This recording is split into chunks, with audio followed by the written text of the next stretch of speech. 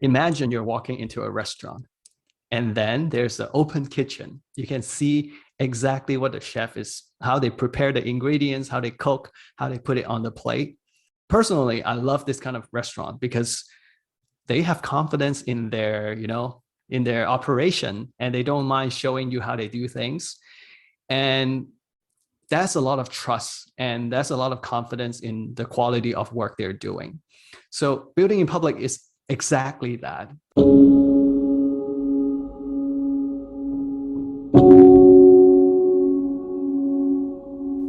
Welcome to The Mountain Pass, a podcast about lifelong learning, curiosity, and our wonderful brain. Topics we love at Alp Audio. But this isn't a podcast about Alp the product. Rather, it's conversations driven by our curiosity. Today I'm interviewing Kevon Cheung to hear his building in public story. Building in public is a relatively new movement where builders share their progress, thoughts, learnings, and journey in public. And Kevon is the founder of Public Lab and has literally written a playbook on this. He runs his business in public, even sharing his monthly numbers, costs, revenues, everything, thoughts on Twitter. In this conversation, we dove into what building in public is, what it feels like, and why do people do it? Enjoy. Kevon, welcome to the Mountain Pass. It's great to have you here. Thank you. Thanks for having me. Very excited. Oh, my pleasure. I've wanted to do this since I took your Building in Public course in May. So I'm really glad to have you on. And I just figured let's start with some backgrounds about you, who you are, because maybe some people who are listening have seen you on Twitter, but maybe some haven't. So just some background to put everything else in context. Sure, I'll keep it short. So I've been a startup guy my whole career, and I was struggling, honestly. On one hand, I need to figure out product market fit, and on the other hand, I need to manage a lot of angel investors. And I realized I'm just not that kind of CEO who can manage so many directions. And I decided to take a break, basically decided to left the startup. And it was end of last year. I didn't know what to do. So I started writing online. And then I bumped into this term building in public. And you know what? I was actually doing research like no code, micro SaaS, building in public. And what happened was that the data tells me, like the Google search volume tells me to focus on no code because it's like so much more popular. But when I saw building in public, it just resonated with me so much. And so I decided to jump into it and start creating content. So that's pretty much the quick story. So where did you encounter the term? You just did a Google search for what's trending? That's a good question. So I got online. I was a nobody. Like I ran startup, but no one knows me online. So by the way, I think everyone who runs a startup feels that way. Right. You focus on the business, not your personal brand. So I was very active on indie hackers. I forgot how I came across it, but I found these people to be very like-minded to me, like indie, one-man band, trying to build something online. So I started there, and then there's a group called Building in Public. And then I also follow these people to Twitter. Never used Twitter in my first 30 years of my life. And a lot of people have this hashtag Building in Public. I guess that's where everything started. So you come across it and it speaks to you just on a personal level, or like where did it connect to your ethos, especially coming from a startup background where you're managing investors and you're managing all of those different pieces? Because I think that tension is something that I feel daily, especially when I'm trying to share what we're doing in our metrics. And Alp is a venture-backed startup. So I'm just kind of curious to tap into, I guess, what really resonated. I think is the being yourself, being very authentic, being very transparent. I mean, when I was running my startup, I didn't know about this concept, but I was transparent. I was transparent to my team. I let them know like where we are, how much funding we have left.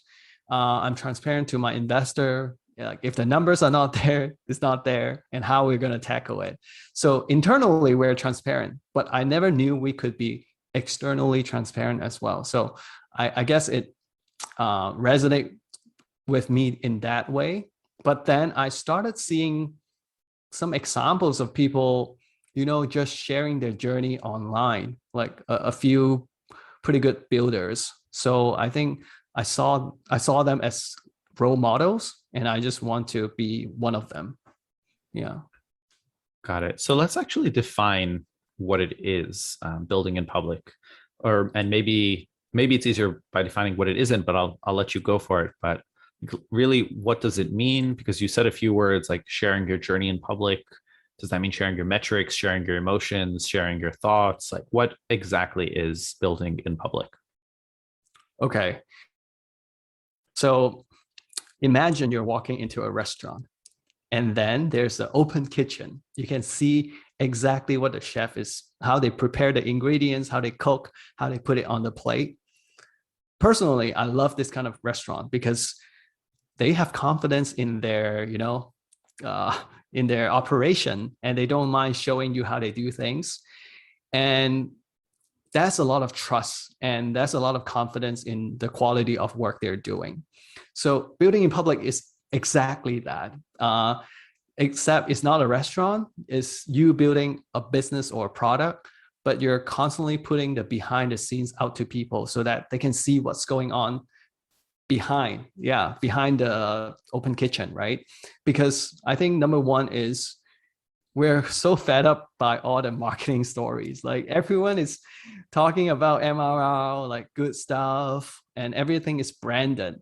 And I think we're at a point where we're aware of that, and it's not working anymore. There needs to be a different way so that we know like who is more trustworthy. So building in public is exactly that mindset.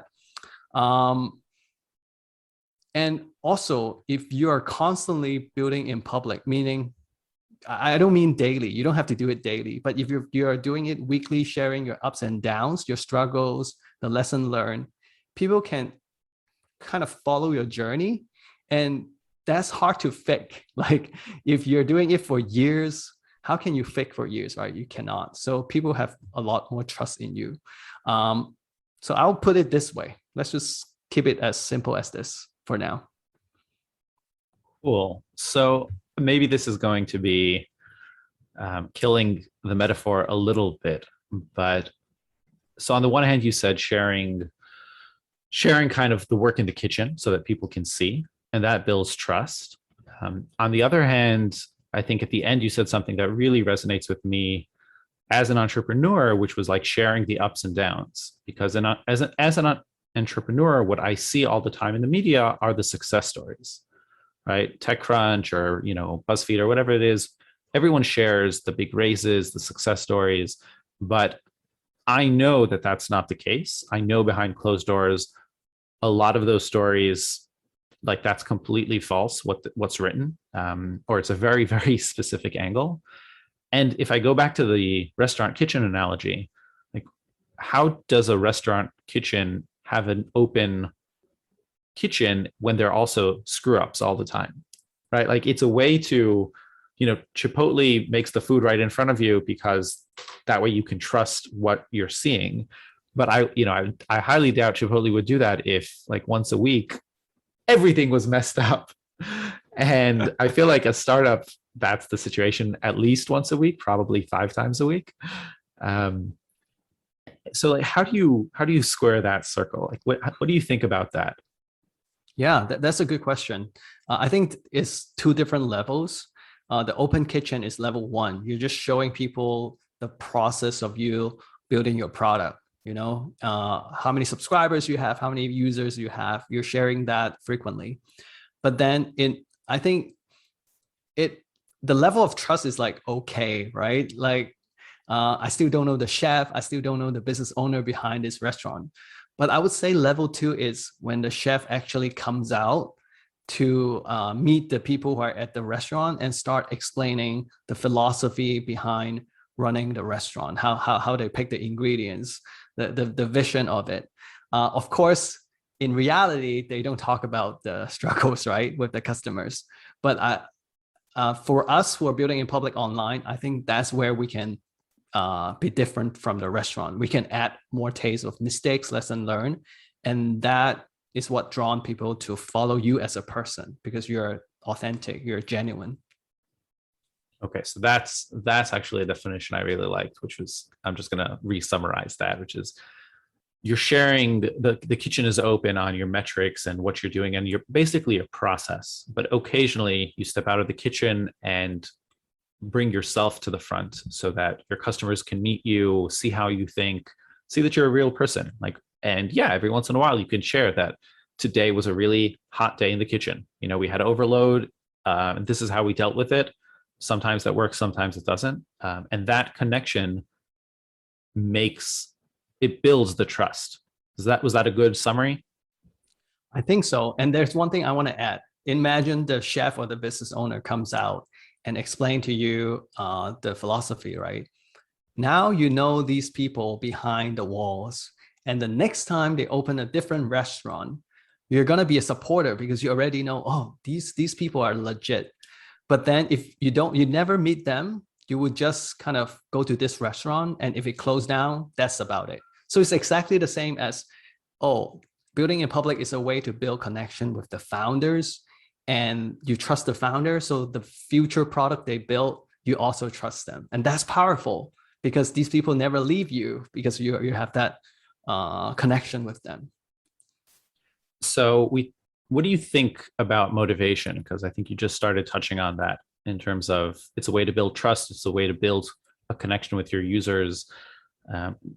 Why do we build in public? Why do certain people do it? Why do others not care for it? Is it intrinsically motivated, extrinsically motivated?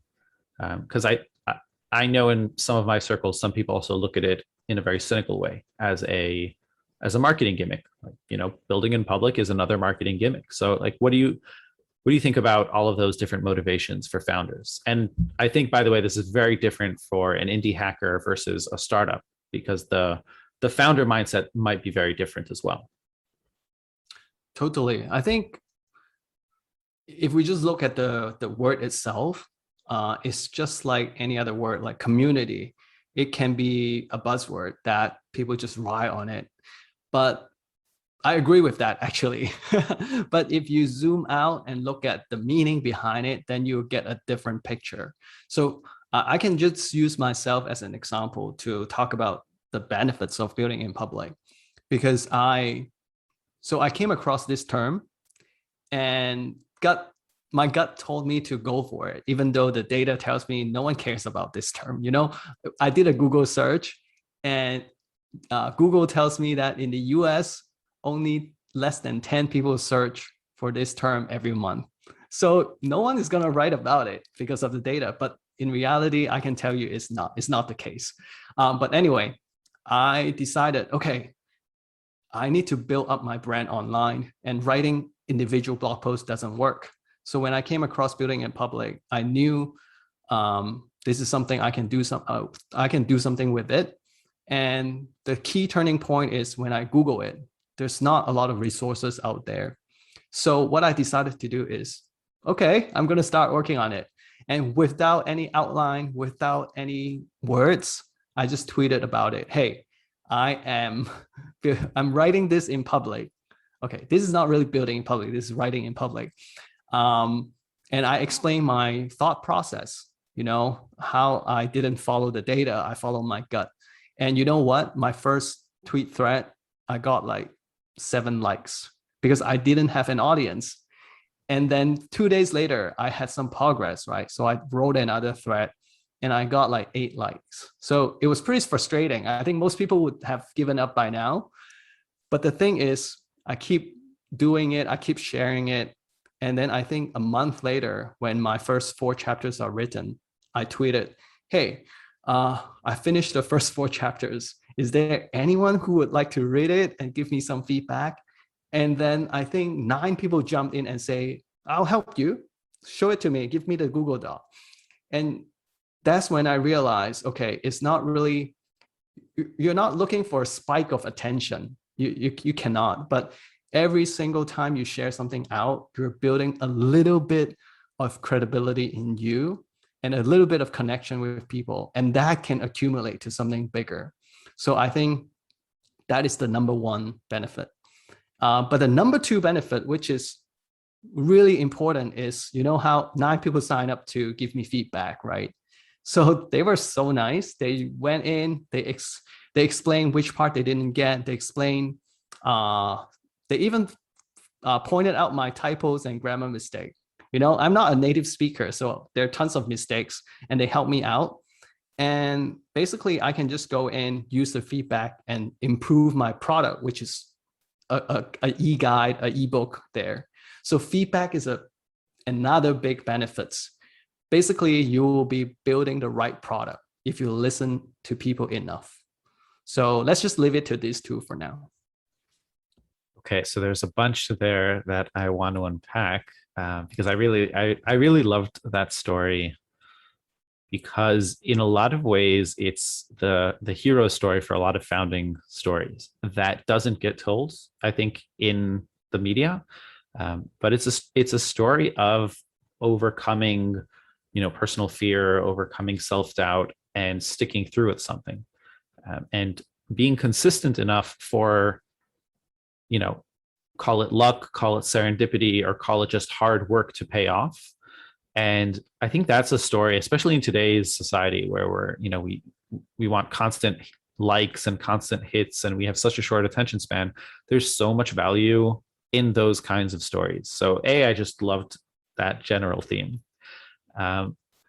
B, what I heard kind of were two main reasons. So one was just building trust and accumulating that following over time through that trust and authenticity. And the second one is user feedback, which is critical for any product you're building. And today, like, a course can be a product, or an app can be a product, or just an idea can be a product.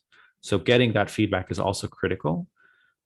And before going on to the consistency theme, which I want to ask you about as well, but also, did you find that there were any kind of internal emotional benefits, just like for you, Kevon, as someone who's now, I don't know, struggling through something and then sharing it is like in a way that it's even therapeutic? Is that something that you also experienced, or not at all?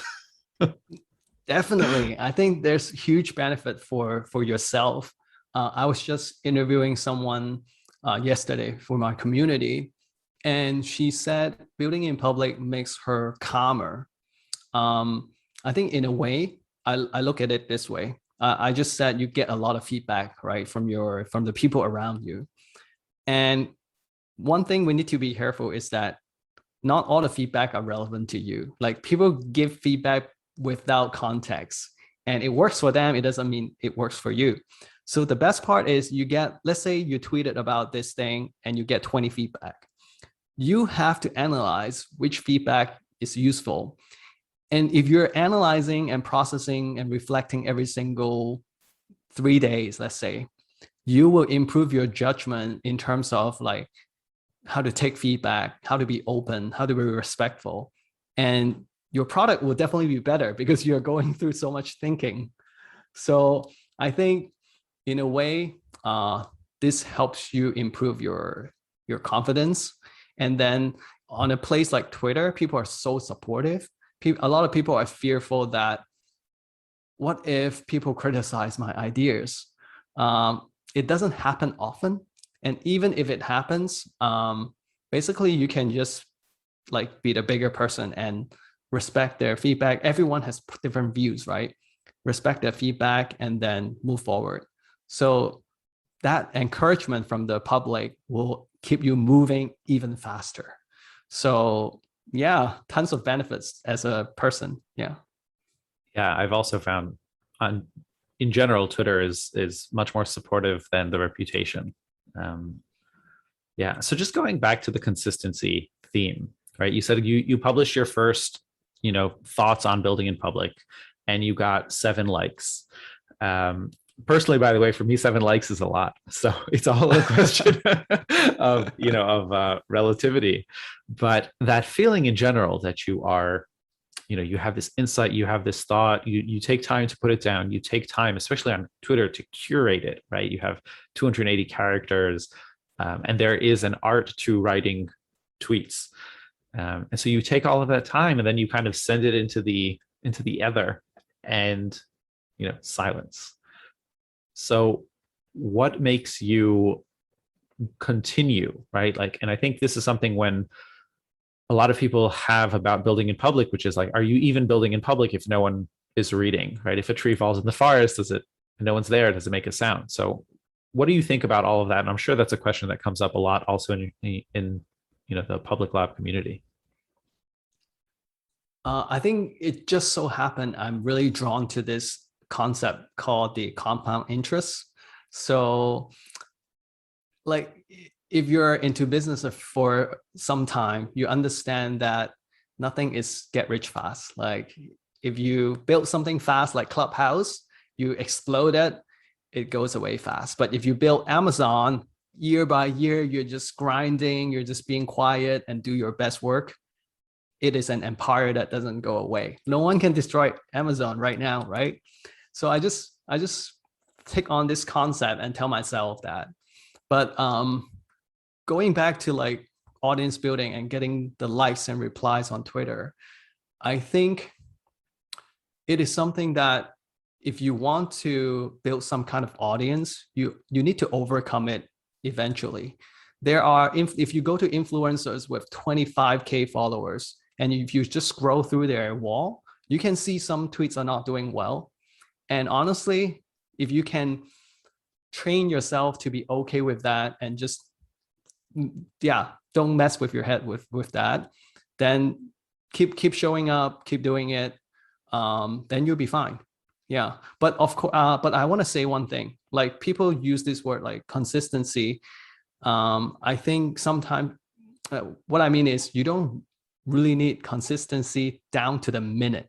I think a lot of people take it wrong in the way that, oh, I need to show up every single day. It's exhausting. I cannot do it. That's why I cannot do it in public. But now, like at my point right now, because of the guide, a lot of people come to me for building in public discussion or help. I can just disappear for a week and then I come back and I'm still that person. So it's okay to take a break, but it's not like you can take a break for a year. You can take a break for a week and everything will still be fine. Right, because you've been building that trust up over time. So it's really not a flash in the pan, and you've gained street credit. And so you can disappear and the trust doesn't disappear as fast because you've been building it up for so long. Exactly. And I can see other people who are just using, quick wisdom bomb, or other techniques like curation to grow their follower. I think these are the people that should be worried because there's no connection, there's no trust, there's no authority in their topic. If they go away for vacation, everything drops for this kind of people. So pick what you want to do on the internet. Yeah, that's a really good point. Really double down on what suits your lifestyle.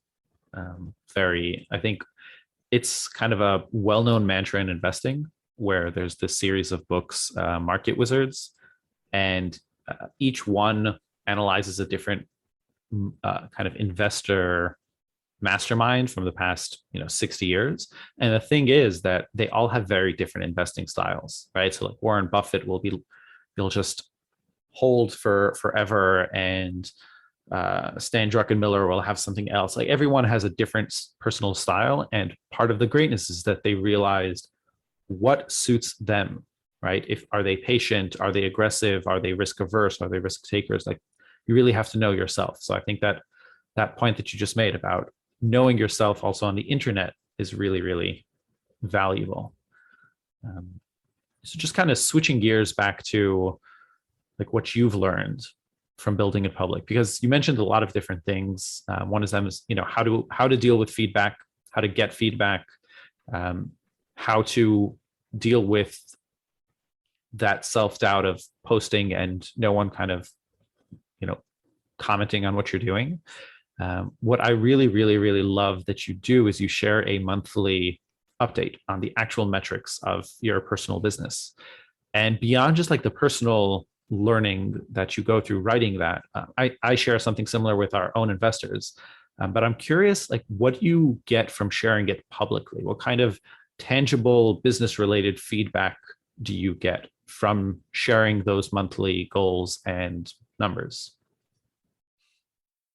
Really great question. Because when I think about it, it doesn't have any direct influence. Like no one is gonna come to me and say, "Whoa, you're making this much. You're making like just this little." No one's gonna do that. But to me, the motivation comes from I was reading someone's blog. Her name is Monica Lenz, and I love her so much because she's actually she doesn't brand herself as building in public, but she is like she's being so transparent, and she's the person who is doing the income report, revenue, expenses, and net profit. So this is where it is different. A lot of people share their revenue. I don't like it because there's no context. Like, how are you doing your expenses? Are you burning a ton of money and then losing money every single month?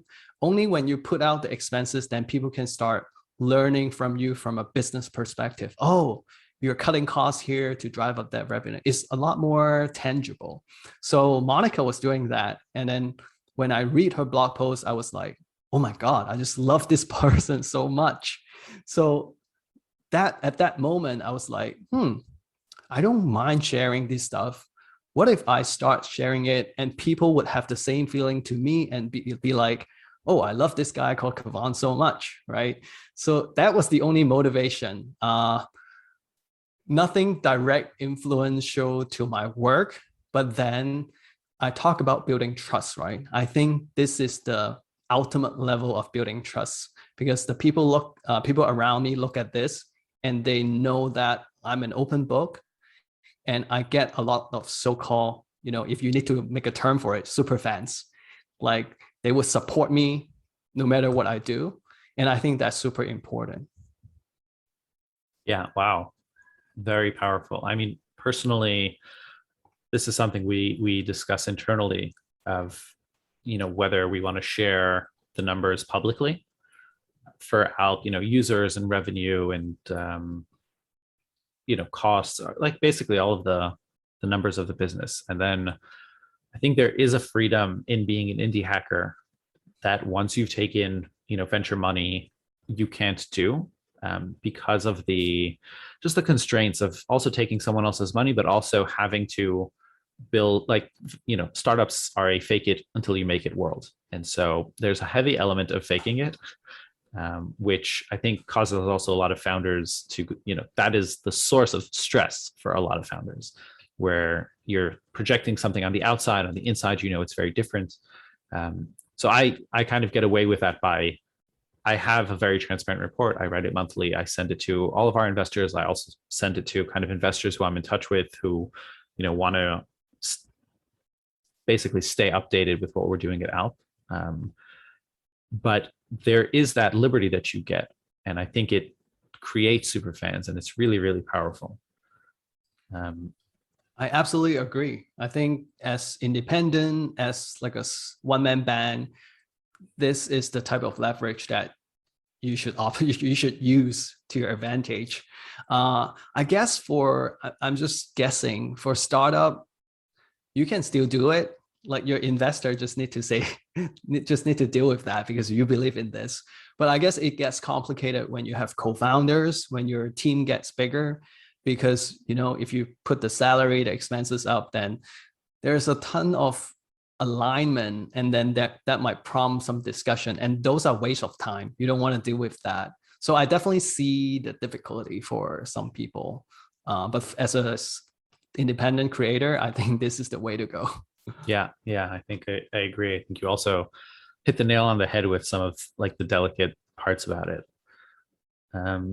So completely switching gears away from your personal building in public, you've been running courses over the past few months, and I know you're doing something new now, and you've kind of been restructuring.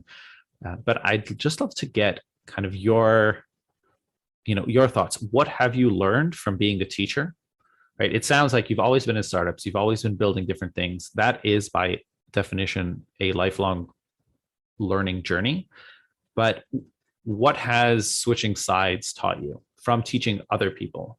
Like, what have you learned also about yourself as you learn, about how you learn, but also about learning in general? Yeah.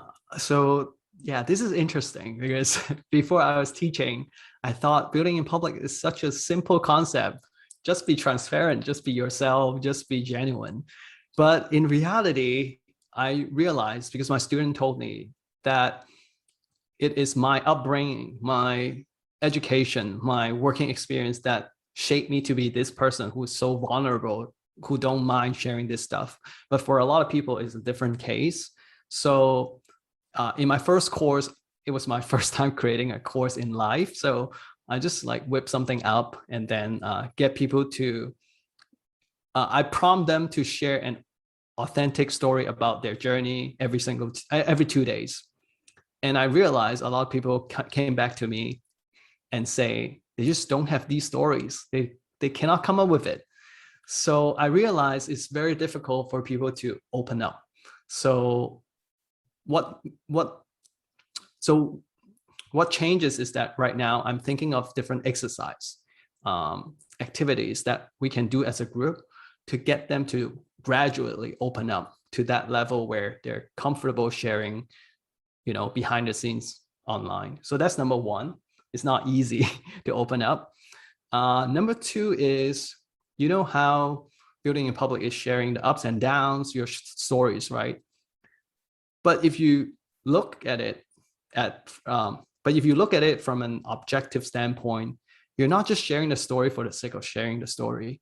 You still have the goal to bring people to your product, your business, right? Otherwise, why would you spend so much time writing those stories? And I realized a lot of people have difficulty connecting the dots. What story should I share? And how do I get, some attention to my product? It's not intuitive. So I'm also designing something to help them figure that out. Yeah, these are the two biggest ones. So also realizing that students need prompting. They need to be held by, kind of handheld at the beginning. So that's kind of number one. And number two is that there should be more of a process or more of the template around the building in public. Right. Yep. It's a journey that probably takes months. I don't think it can happen in days, but at least maybe I can give them the framework so that they can like keep practicing themselves after the course. Yeah. Right. What's interesting to me as someone who's been exploring kind of pedagogical theory for the past 2 years, there is this well-known problem of it's like the curse of being an expert. So when you know math really, really well, you can't explain it intuitively to someone who doesn't, because everything just connects. Whereas, and this, by the way, this sounds a little bit like the problem you ran into, right? Which is it comes naturally to you. Also the being transparent and vulnerable, which does not come naturally to many people, but also how to connect the dots to make a tangible business impact, right? And those two things that come naturally to you, all of a sudden, like, oh, wait a second, how do I actually explain that to someone? So what did you actually do? Like, what was your process to try and untangle those different threads and then put them into a course? Was it just kind of really heavily analyzing what goes into every one of your threads, or was it something less kind of analytical and just more, this is what worked, here's a copy paste, this is what you should be doing? Because that's like there are lots of different ways to think about how to teach or how to build a course syllabus. Definitely not like giving them the skeleton and just copy and paste. I don't think that works. Right now, I am starting with the learning outcomes. Like, what are the things that I want the students, like, let's say after 3 to 4 weeks, they can be confident and say, now I can achieve these things because of the course. So I start with the outcomes. And then I just break down each outcome into exercises during the live session. What can we do? Maybe breakout rooms, maybe rapid fire. Everyone has 1 minute to share their failures. So that moment is not really what they need to do for building in public, but then the thinking behind it, the reflection, will trigger them to say, oh, now I'm comfortable opening up a bit more. I think I need to think about that. Yeah. So I think this is a common problem for creators who are more marketing mindset, transforming ourselves into becoming an educator. So I think I'm the classic example of like how hard this is. But I'm learning. Yeah. And I have a passion for education. I used to run kids coding school. So this is interesting to me. Yeah, I think that's one of the courses we want to build it out, is kind of like 101 pedagogy for the creator economy, because just as more people turn from experts in one domain to teaching that expert, they just need like a 101 in how do you design a class, how do you design a course, what's the syllabus look like. I mean, you said the words learning goals. So many people don't even think about that when they're designing a lesson. So it's just really, really interesting to see. Kind of before we wrap up, this is going to put you on the spot, but if you have, 3 tips for, this can't put you on the spot. You're the Building in Public. You've written the book. So if you have 3 tips to share with people who are thinking about just getting started on building in public, what would they be?